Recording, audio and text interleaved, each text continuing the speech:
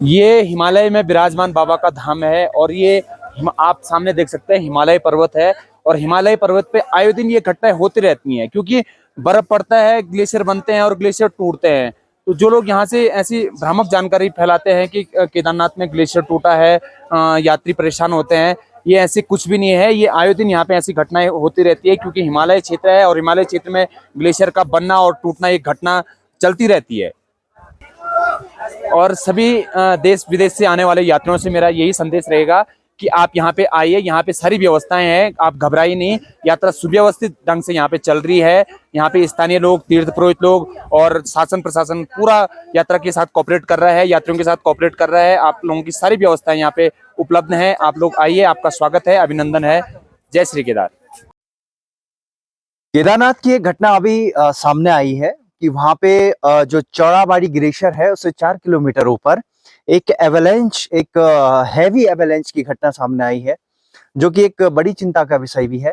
और यदि हम इसको थोड़ा और गहराई में जाएं तो लगातार पिछले मई महीने से जो केदारनाथ हिमालय का जो टेम्परेचर है उसमें बढ़ोतरी हुई है। यानी कि वहां पे दिन का जो टेम्परेचर है वो 18 से 20 डिग्री तक जा रहा है, जो कि बहुत ही बड़ा चिंता का विषय है। दूसरा, अगर हम उस हिमालय की बात करें, वो एक सेंसिटिव हिमालय है जहां पर विभिन्न प्रकार के बड़े बड़े ग्लेशियर्स हैं और चारों तरफ से हिमालय की चोटियां बर्फ से ढकी हुई हैं। इस स्थिति में देखने की ये आवश्यकता है कि वहां का जो टेम्परेचर है, वहां का जो तापमान है, वो कैसा होना चाहिए। दूसरा सबसे बड़ा कारण जो हमें लगता है, लगातार जो केदारपुरी है उसका जो उसमें जो व्हीकल वहां पे चल रहे हैं या जो एक्टिविटीज वहां पे हो रही है, कहीं ना कहीं उससे जो कार्बन इमिशंस है वो बड़ा है। और कार्बन इमिशंस बढ़ने के कारण उस पर्टिकुलर एरिया का तापमान, उस तापमान में वृद्धि हुई है।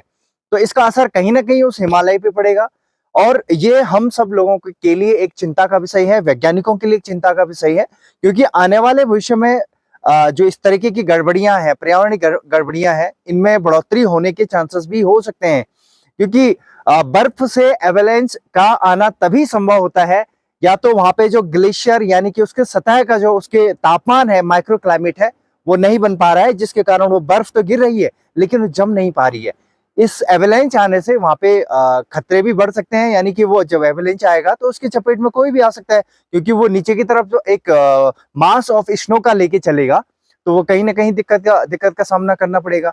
तो मेरा मानना ये है कि कहीं ना कहीं हमें इस दिशा में सोचना पड़ेगा, एनजीटी को सोचना पड़ेगा, पर्यावरण मंत्रालय को सोचना पड़ेगा कि भाई हिमालय के मानदंड क्या है, हिमालय में जो एक्टिविटीज हैं उसके क्या क्या नियम है, उस पर हमें काम करना पड़ेगा।